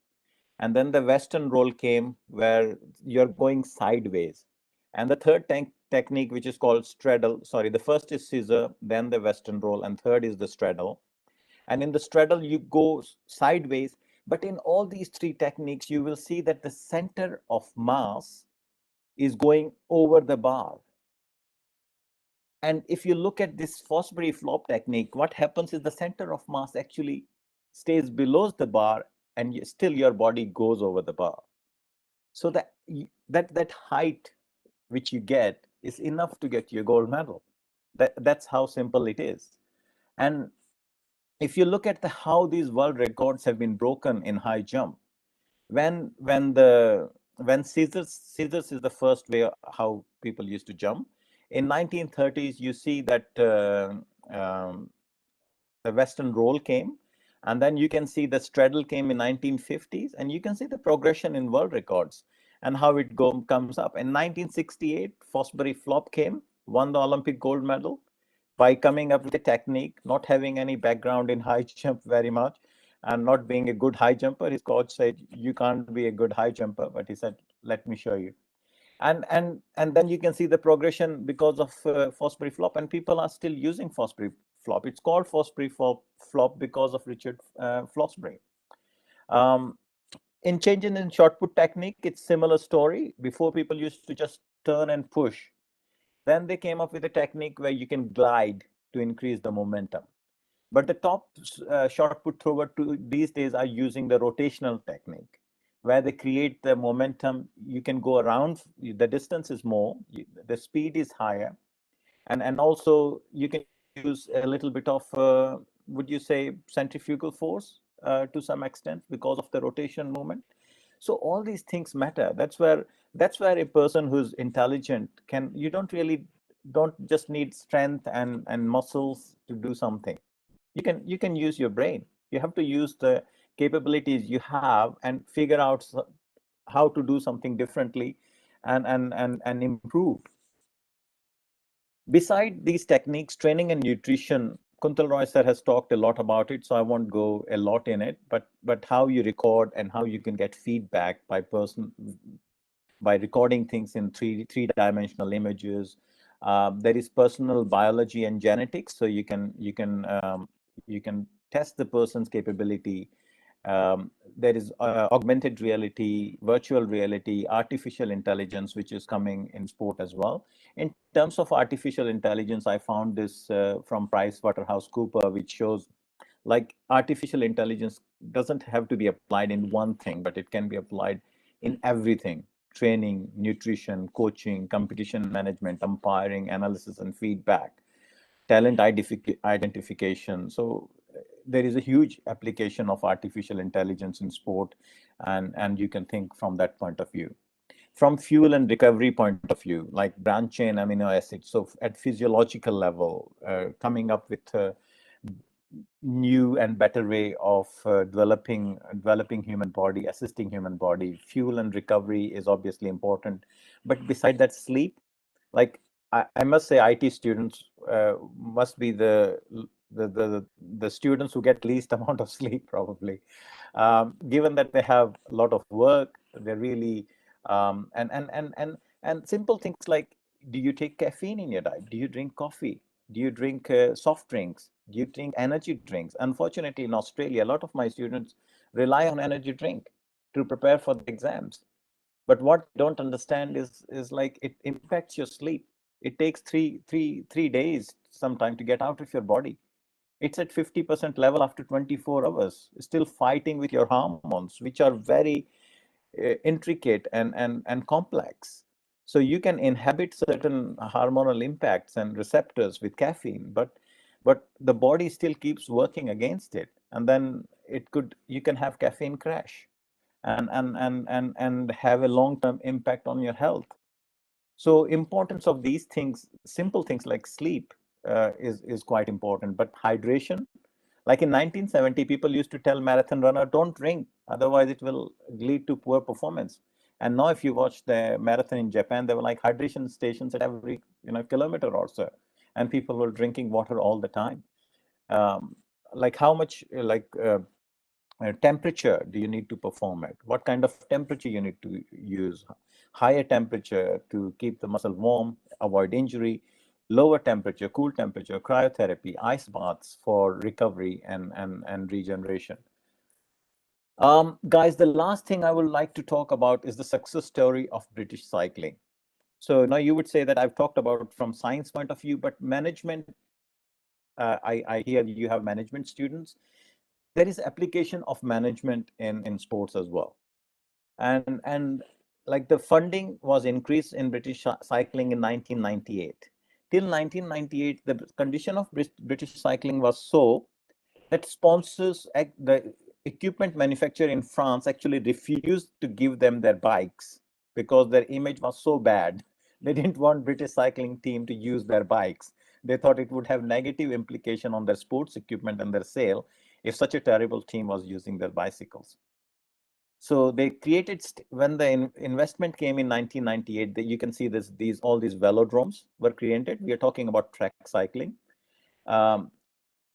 They created participation pathway and talent pathway. So talent pathway by itself is not enough. They created participant pathway where local events, making easy for commuters, more people riding for fun, because that's how people join in. If you tell someone, hey, you can become an Olympic champion, all you have to do is work 6 hours a day, sometimes so hard that you might throw up, and you have to do it 6 days in a week and do it for 4 to 6 years, and then you can, most people would say, forget about it, I don't want to become an Olympian. The first thing has to start easy. Like, let's go for a fun ride. Let's get a bike and just ride around and see things and laugh and enjoy, because that's how the interest comes in and that's how the interest develops. So the participation pathway is very important. And from that participation pathway, good people can be taken to the best people can be taken to the talent pathway. With all this hard work and effort, they had only one gold medal in 90 years since 1908 Olympics, and no winner in Tour de France. If you know Tour de France, it's a 21 days race in France, thousands of kilometers, hundreds of kilometers every day, and it's continuous race with I think 2 break days, and they hadn't won any position for 110 years. Since 2012, they've 3 different riders who have won Tour de France 6 times in the best event in cycling, the hardest event in cycling. And since 2008, they have got 28 gold medals in track cycling, 14 silver medals and 8 bronze medals. And this is an event where they have maximum of 10. So in 2 Olympics, out of 10 available gold medal, they won 8. In last 2 events, they were like since 2008. And in last 2 Olympics, in Rio Olympics and Tokyo Olympics, they are the best cycling team with 6 gold medals and multiple silver and bronze medals. So how did they do it? How did they become the world cycle team to the best cycling team in the world? The coach applied the principle of Kaizen. Your management students would have heard of it. A lot of you would have heard of it. It's a Japanese principle of continuous incremental improvement. 1% improvement to whatever you can improve, which will lead to better performance. So the principle of Kaizen is very simple. You figure out how you can improve your cycling performance, what it takes to be a better cycling performer, and then try to improve everything by just 1%. It's so easy. All you have to do is improve it by 1%. So they did things like how to wash your hands so that the athletes didn't get ill, didn't get cold. Now these days everybody knows how to wash your hand because of COVID. But at that time in 2008, people didn't care, like you have to wash your hands, interlace your fingers and wash them clearly so that you don't get cold, you don't catch cold. Don't shake hands at sporting events. That was simple things like that. Paint the trucks white so that you can see the dust, which can have impact on the cycles. So if it's not white, you can miss some particles of dust which can go in the fine tuning of these bicycles. These bicycles are, look, if we talk from science point of view, Track cycling is where the aerodynamics comes in. In swimming, you have fluid dynamics. In track cycling, aerodynamics is everything. So you would see these cyclists taking lower postures, wearing these long helmets, tight clothes, goggles. But from how they improved 1% to increase the grip, they would wipe their tires with alcohol. That's just a 1% improvement, just a little improvement. But when you make that 1% improvement every day, it's like it's compound interest. There's no way you won't become super athlete in a few years time. And they showed that. They showed that with this incremental 1% improvement in everything. They took their mattresses and pillows suitable for every athlete so that every athlete gets good sleep.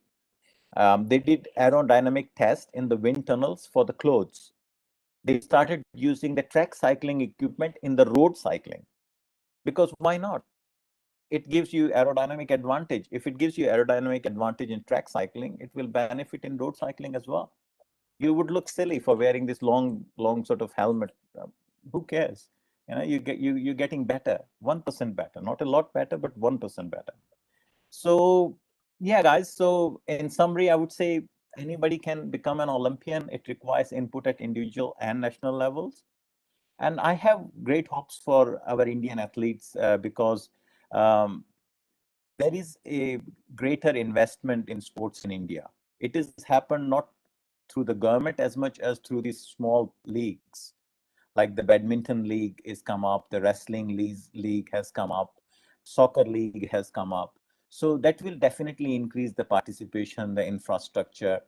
But the participation, the infrastructure we already have. If you want to improve athletes, you need to increase the participation. I think if you increase the participation, the results will come by themselves. The only thing I would like to say to the students of technology is that I know you are smart, I know you are bright, but there is a Chinese proverb which says it's better to be a warrior in a garden than a gardener in a war. So you would prefer to be a warrior in a garden. So you want to keep your body fit as well. When you have to run and catch a train, it doesn't matter, international, how the steam engine works, or how the internal combustion engine works, or what's the velocity of the train and how long it will take to reach to the next station. You can do all that maths, you the science, but you need to run and catch the train. You need the physical capability. So I will urge you you're gonna be smart. You are smart, you're gonna stay smart, but you try to improve your physical health as well. Sleep, rest, exercise, because I can assure you it will only help in your mental capabilities as well. There's no way that it would have a negative performance. Unfortunately, our parents always say don't play because you're gonna become not successful in life. It's not true. Roger Bannister, who's known for the 4-minute mile, he was a he was a medical student. He ran the 4-minute mile whilst he was doing medicine. So it's not impossible to be good at athletics or any sports and also be good at study as well. Actually, I would say it requires. These days, all the sports people, they're very smart. You have to be smart to become an athlete. You have to, because of all these things we have talked about, the impact of science, the training, nutrition. So if you're smart, it's actually an advantage to be a good athlete. So thank you very much. I hope I haven't taken too much of your time, and I've gone through a bit fast because I wanted to talk about a few things. So thank you, Kuntal Rai sirs, for coming ahead of me and talking about all the technical issues in detail. It helped me to keep my presentation a bit simple. And thank you, Tiwari sir, as well. I really appreciate it. And I appreciate your invitation to your college as well. I would really love to see, and I have never been to an IIT. I would love to see, to meet the students more than see the facilities, because I'm sure they're the the best people in our country. So thank you very much to Sain sir and Singh sir as well. Thank you very much. Thank you for the presentation, sir. It gave us quite a lot of insights on the fundamental level as to what it requires to be an Olympian, to the technicalities that you spoke about, and we got several responses from the audience stating that your anecdotal experiences, the one that you spoke of your neighbor, and the other insights that you gave us would definitely motivate them to participate or to take up a sport, and we could expect an increase in the grassroots level participation in any sport, like you said. Thank you, sir. My pleasure. We would now move on to the vote of thanks that will be presented by Mr. Somin Mondal, Professor in charge in sports at Technology Students Gymkhana. Over to you, sir. Thank you, Roshni. We understood that the hard work and dedicatedly practice under the guidance by the coach, then only athlete can reach higher level to get higher performance. So it is my pleasure to give vote of thanks. First of all, I thank to Director Professor Virendra Kumar Tiwari for approval of this program and spending his valuable time with us in spite his busy schedule. Thank you, sir. I thank to Dean of Student Affairs, Professor Dhubajyoti Sen, for his valuable speech. Thank you, sir. I thank to President Technology Students Gymkhana, Professor Ajay Kumar Singh, who continuously encouraged us this webinar program. Thank you, sir. I thank to Speaker Dr. Kuntal Rai, Dronacharya Awardee, Sai Coach, who agreed to address this program with short notice. Thank you, sir. And also, we learned many things from you which will help to improve our student performance. Thank you, sir. I also thank to Dr. S.P. Rathore, lecturer, Australian Catholic University, Sydney. Sir, you have shared your experience which will help to improve our student community for further development. Thank you, sir. I thank to Dr. Gan Saurabh and Dr. Punab Sarkar to initiate this webinar program. And also I thank to other colleagues for accompanying this program. I extend my thanks to new office bearer of TSG, Ms. Devaki Nandana, Vice President Technology Students Gymkhana, Sri Harsha, Akshay Kumar, General Secretary of Sports, other General Secretaries for their active cooperation to make this event success. And also thank to all the participants for attending such wonderful event. And without you all, it would have not been possible. Thank you all. Yeah, very nice. Thank you, Mandal Sahab. I think I would like to say a few words. Our Rathod Sahab has gave a very nice and scientific, technological, and a management way of looking at sports. He touched very important things which our engineering students will be loving to learn from him. And I think the way you have presented a complimentary from what Dr. Kuntal Rai, I think he's talked more of technology, and you talked more of science and technology and management of the things, and what are the other nitty-gritties. I think these two lectures have been very good. Dr. Rathore, I think we will be very happy if you get an opportunity, and we get an opportunity to listen to you in front of the students here at IIT Kharagpur, and learn more and more from your technology knowledge. And hoping that when we have some of the plannings that we are talking of, then we will like to have your expertise. Thank you very much for giving a very exhaustive science, technology, management, use of Kaizen and artificial intelligence. I think these are the things which our students will love to learn and try to imbibe in the systems which are required for sports. Thank you very much and best of luck. We'll love to have you sometime in future. Thank you very much. Thank you, sir. It's my pleasure. Honestly, I really appreciate that. So thank you very much, and thank you. I'm so sorry. I meant to thank Gyan Swarup as well, because for connecting us, and Dr. Sushant Panda, who's been my classmate as well. So I really feel that as part of the family. So thank you very much for including me in this. Before we conclude, lastly, I would like to also express my thanks on behalf of Technology Students Gymkhana to the entire YouTube audience who have been viewing this live session that was being broadcasted. And thank you to everyone who came here and gave us their time. So thank you all.